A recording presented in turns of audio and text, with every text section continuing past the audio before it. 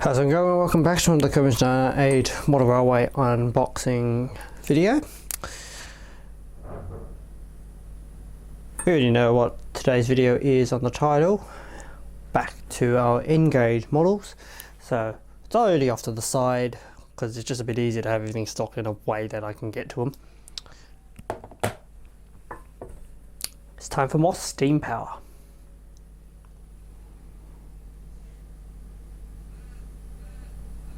G'day everyone, so today we are having a look at Tomix's newest release of a C11, being number 325 on the Tobu Railway. So, well, you probably already knew that, that's why you clicked on this video, I would think.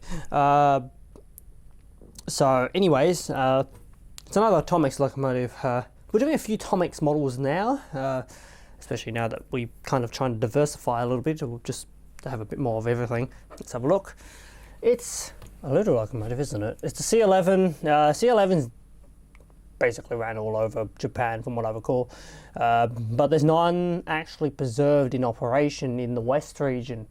So I thought may as well go and grab the next closest one, which the Tobu Railway seems to have, and it means I can try out another Tomix steam locomotive, because we have done a Tomix steam locomotive before.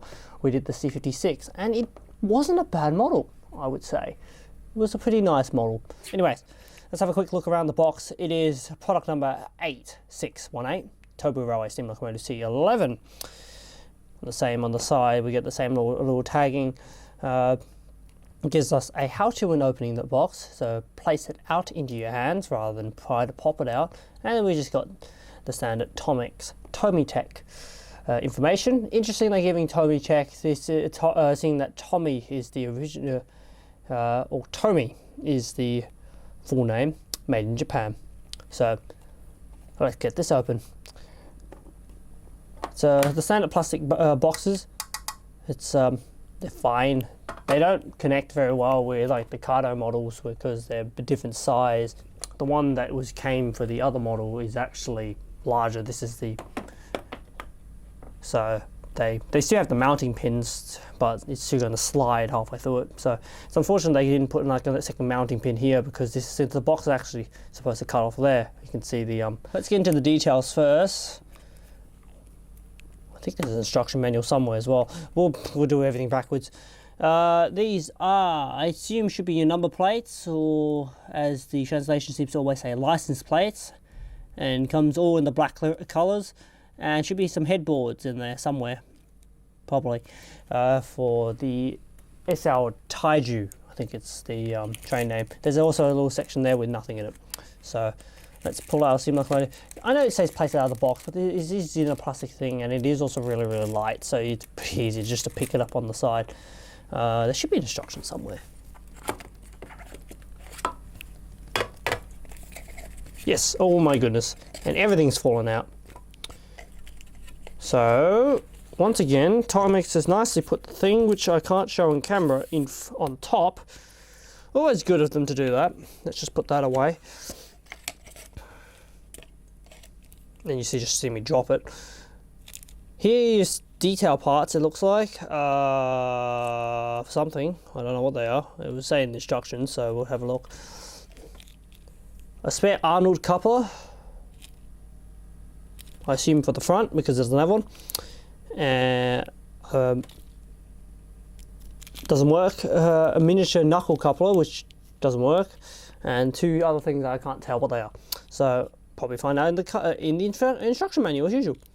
So here's our instructions folded up nicely. Very thick paper actually, this one. That's not the front, this is the front. So you have a scroll through. Pretty standard instructions, I would think. Setting up the valve gear point, LED. Does this one have a switch onable and offable toggle? Yeah, it is. It's got the toggleable headlight as well. Marker lights. I sure as well will try. If people have noticed, I do have a bad habit of not putting details onto my models. I will eventually. I was just going to do them all in bulk. And the problem is I try to keep them in as original condition for the video, and then when we do the review, we have a everything completed. But we haven't been doing any reviews, so yeah, not too bad. A lot of little couplings and so on bits we can put onto it. So we'll see how that goes. Honestly, I'm not 100% sure what I'm doing for this one. Back in our little bag again. I love how they always seem to put it in this little bag. It makes it a little bit hard to actually get things in and out, but it's pretty cool. And there's our little C11 model. So first time we've got a C11 in our fleet, so it won't be the last, but it definitely is the first. So there's our nice little locomotive. We'll get our close-ups of the model. It's very, very detailed. And very interesting to see that it's got the headboard thing fitted. I don't know if that's removable. Well, that's going to be interesting. So let's go and get a close look. All right, here we are on the desk. As we can see, we've got the C11 now on the table. Very small locomotive. It's very compared, a lot like the smaller diesels and so on. So it's going to be very interesting to see how this camera goes with getting the nice fine details of the model. Anyways, we'll go through its background on the C11s, and specifically C11 325. Of course, that is the unit of today. So let's go and take a quick look. We'll do a quick spin of the model.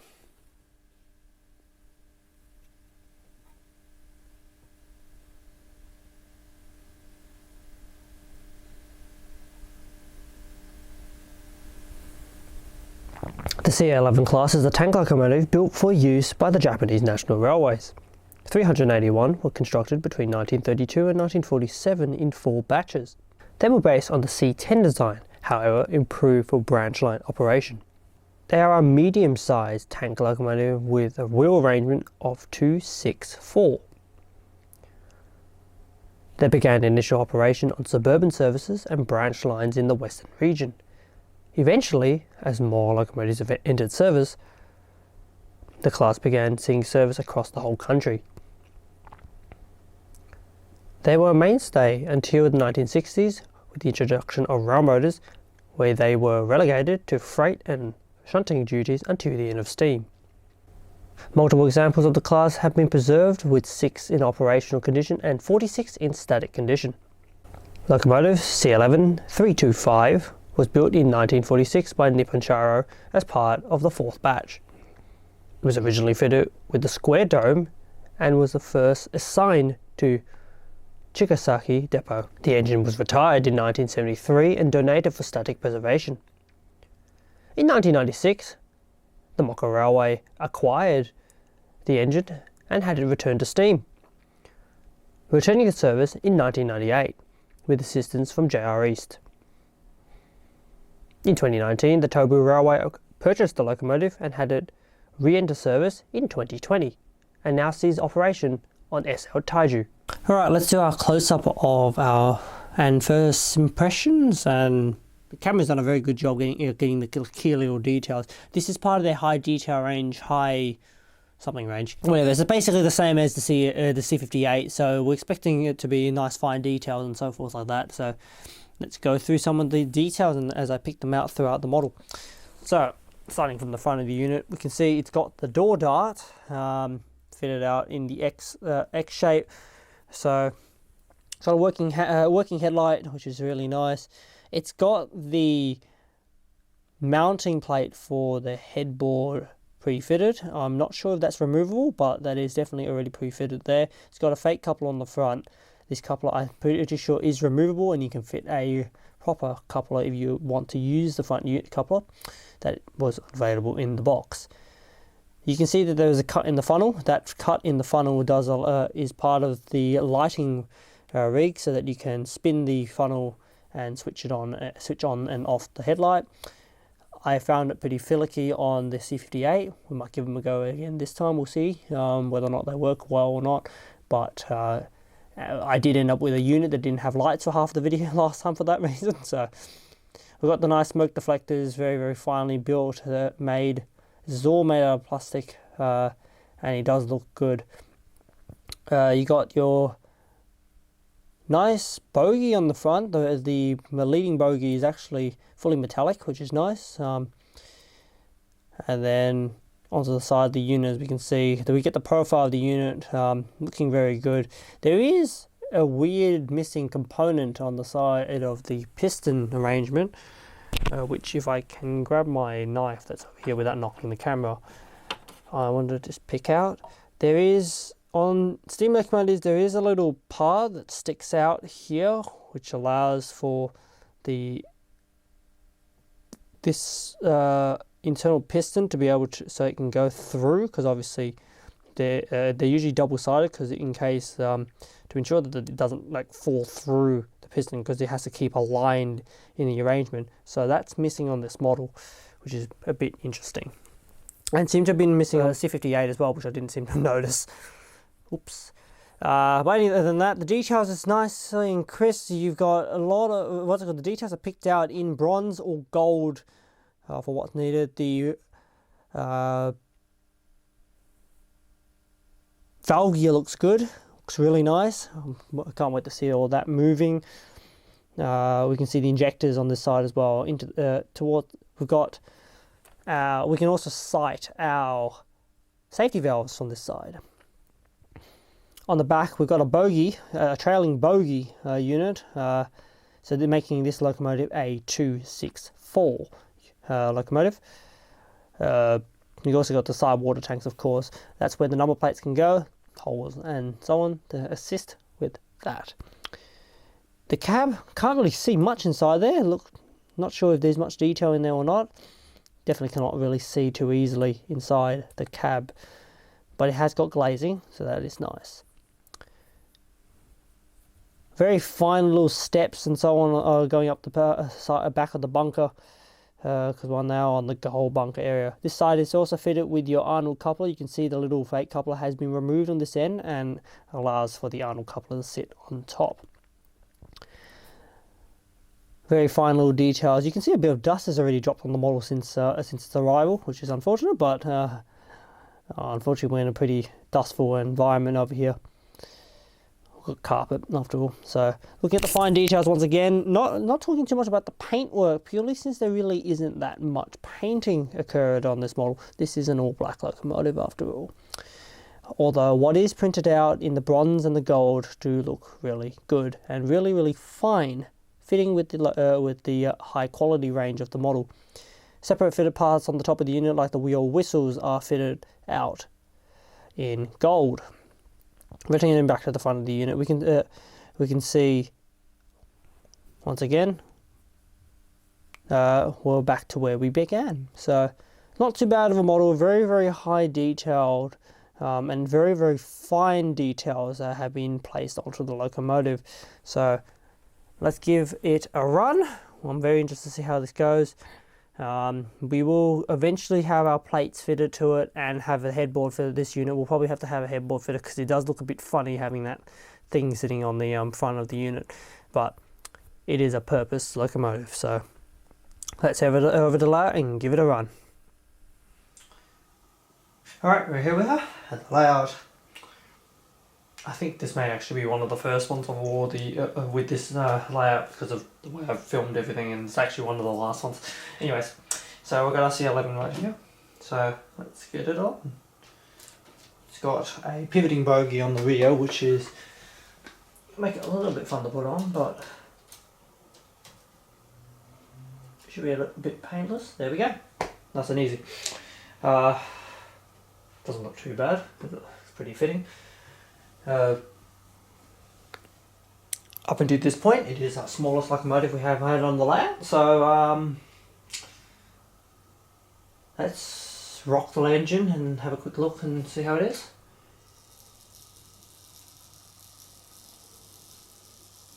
That's not a nice noise. It does have a working forward headlight and a working rear headlight. You can switch the headlight on and off with rotating the funnel, like the C58. However, I'm not going to do it in this video because last time I did it, we lost headlight. Just the way the switch works, it was just a little fiddly. So that sound is because of the PWM in the Cardo SX controller. I kind of expected that. I forgot, although I did forget that Tomix's motors sound noisier than the Kato ones. Let's get it moving anyways. Do about 20 minutes each way. We'll get a few running shots. Then we'll bring out the carriages for this. We'll take a quick, we'll do a quick little unboxing of those, and then we'll run the whole set.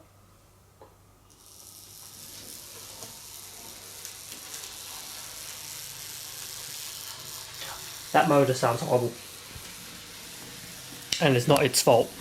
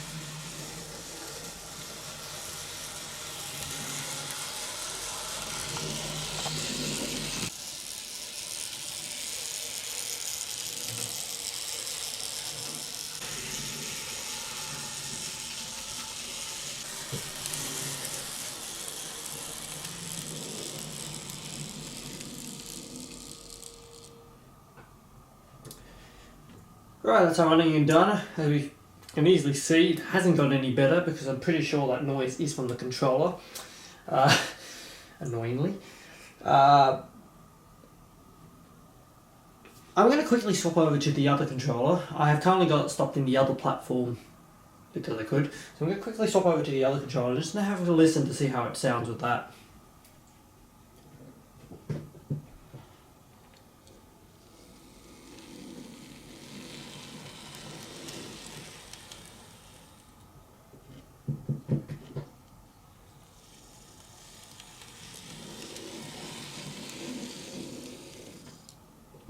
The amount of difference that using two different generations of controllers can make on the motor. That is the Kato S controller rather than the SX. We're going to switch back over to the SX because I have currently got all my points connected to the SX controller, so it's probably a bit easy to use that, but just for reference, that the motor isn't 100% noisy. It's specifically more of a controller PWM issue. I probably didn't need to swap back to the other controller before ending off this section, but yeah, so we're going to chuck on the carriages. Let's do a quick unboxing of those carriages in the moment. You would have been seeing the unboxing extras whenever that comes out, but we'll have a quick look at it again. And then let's run it with the contours. So we'll put everything on the other end, and then we'll get the engine doors to couple up to that. Right here, the carriages. Need to do a shaky handheld sort of unboxing. Get our instructions here as usual. Right. Anyways. So we got the Yo 8000s, I think they called, which is our little guards van. They have all like the train equipment and so on in real life. So for the signalling and so on. I forget exactly what equipment, but it's got all the equipment, all the electrical tracking equipment in those. So that's why they have to drag them. They don't have enough room in the C11s. Not until recently, actually. Apparently they're slowly getting fitted now. And then we've got two 14 series carriages and a 12 series. 12 series has the balcony, which is interesting because it's the center carriage. You also notice that the carriages are also the 12s are slightly larger, but in real life. So yeah, let's get these out. They're pretty standard cars. The 14s have a little end of train marker sort of thing, if my camera will focus. So that's a 14 series thing. This coupler does work. Yeah, does work. Not sure if it can couple what it can couple up to, but that's pretty cool.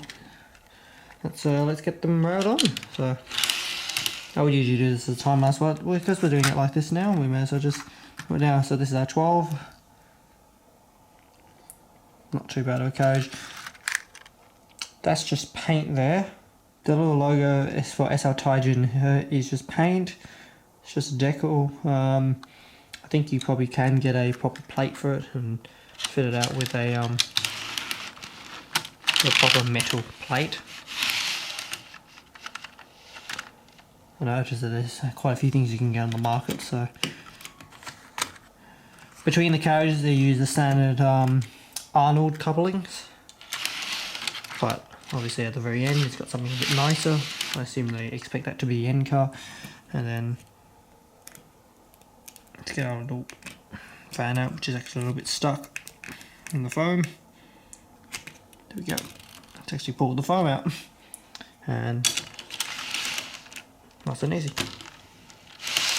This layout is built on a tilt, so if I don't have the thing set correctly, they will continue to roll. Right, let's get the engine connected, we'll run it on. Of course, and yes, the box does have room to put the locomotive if you want to. For your steam engine there, you just put the polystyrene box, and this is for either a future carriage, or you can see from the shape, it seems to be designed for another locomotive. So that's interesting.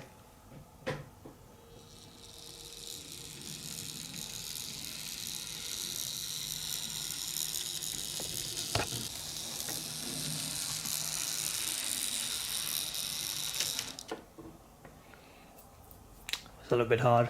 I think it should have locked on. Wasn't that interesting though? So there are interior lights for the 8000. However, the carriages do not have lights. You probably can get them fitted yourself. There are tail lights on the units.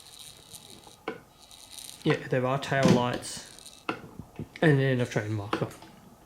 So let's get them moving. Doesn't look too bad, all coupled up. So let's roll.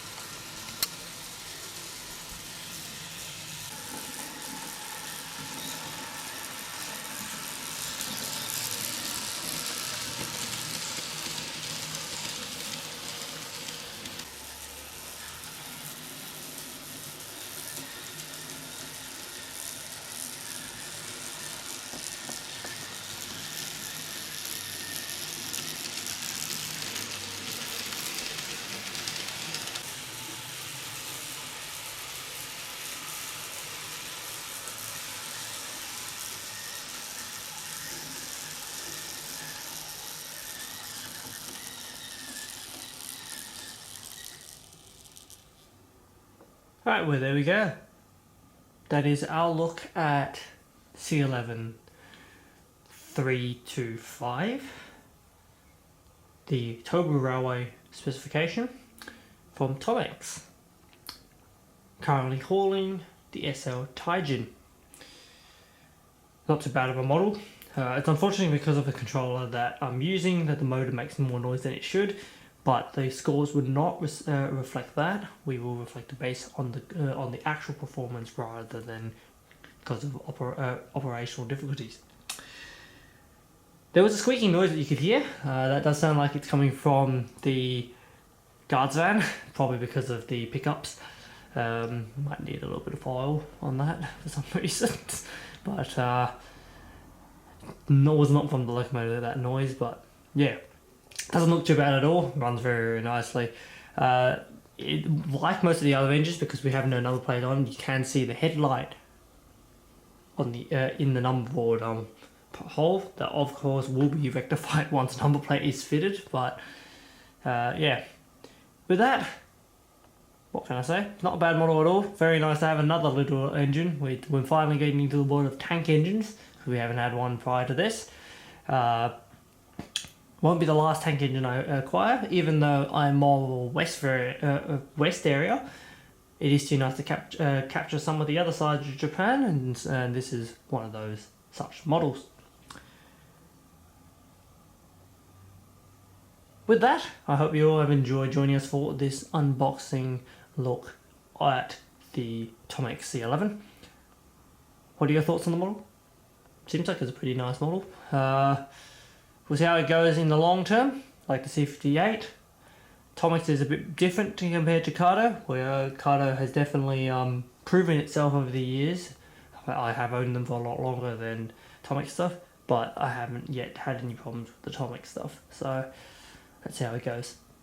Until next time, hope you guys stay well, and we'll see you at the next unboxing, review, or whatever I seem to whip up. I'm not 100% sure what's coming up after this because the videos are mixed around a little.